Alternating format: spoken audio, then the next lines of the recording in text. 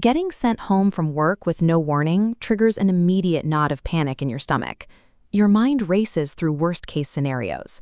But we need to establish one critical fact right now. Being placed on suspension is not an assumption of guilt. Employers typically use suspension for one of two specific reasons. The first is to manage an immediate health or safety risk in the workplace. The second and most common is to facilitate a formal workplace investigation into alleged misconduct. When an investigation is triggered, an employer needs a clean environment to gather facts. Suspending an employee removes them from the physical workspace, which prevents any potential interference with evidence or witnesses, and allows the company to conduct an unbiased review of the situation. Because suspension is a temporary pause to gather information, your conduct during these first few hours sets the tone for the entire process. Understanding your rights at this stage ensures that you don't inadvertently compromise your position while the employer is still building their case. Look at this split screen. Being stood down happens when external events, like floods or power outages, stop work. This period is unpaid. Suspension is entirely different. It's an internal misconduct investigation. Because you're still employed, full-time and part-time employees continue receiving standard pay.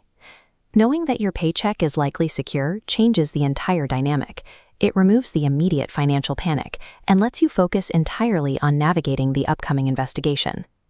This flowchart maps out a mandatory legal concept called procedural fairness, often referred to as natural justice. This is the framework that protects you from biased outcomes.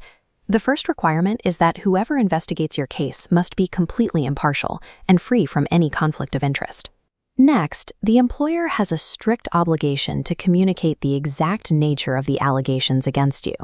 They cannot deal in vague hints. They must provide you with all relevant evidence and material connected to the accusation, so you know exactly what you are facing. The employer must then give you adequate time to prepare a defense and a fair opportunity to tell your side of the story. They cannot legally make any disciplinary decision or move to dismiss you until you have had this chance to respond. If you are suddenly hit with a barrage of trivial, unrelated complaints, or if the investigator was a primary witness to the alleged event, the integrity of the process is compromised. Procedural fairness is also violated if a management decision is made before the investigation is officially concluded. While you monitor the employer's actions, you must also keep your own house in order. You are legally required to follow all lawful and reasonable directions during this period, which usually includes the direct order to stay completely away from the workplace and colleagues. Procedural fairness is your primary shield. If the employer skips these mandatory steps, their entire investigation becomes flawed, giving you a robust basis to challenge their actions legally. Investigations don't always clear the employee. If the employer concludes the investigation and decides that the allegations against you are substantiated, you enter a critical new phase. This document outline shows exactly how to structure your response to a show cause letter. This is your final opportunity to formally argue why you should keep your job. You need to focus on two areas: your positive contributions to the business and any mitigating circumstances surrounding the event. Pause the video right now, grab a pen, write down two specific positive contributions you have made during your employment and one valid mitigating circumstance regarding the alleged behavior. Now, weave those points into a professional, highly objective written response. Explain how you intend to improve moving forward. Do not use this document to launch hostile attacks against your employer or complain about the process.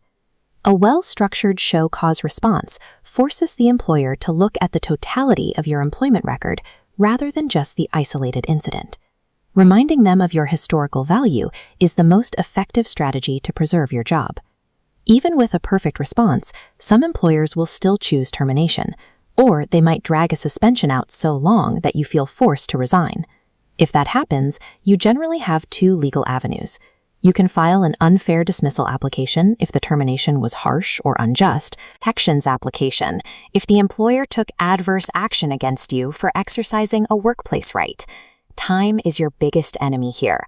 You have exactly 21 calendar days from the date your dismissal takes effect to lodge these applications with the Fair Work Commission. If you miss that window, you lose your leverage. Navigating the Fair Work Commission is highly complex, but you don't have to do it alone. A whole new approach are workplace specialists who exclusively represent employees.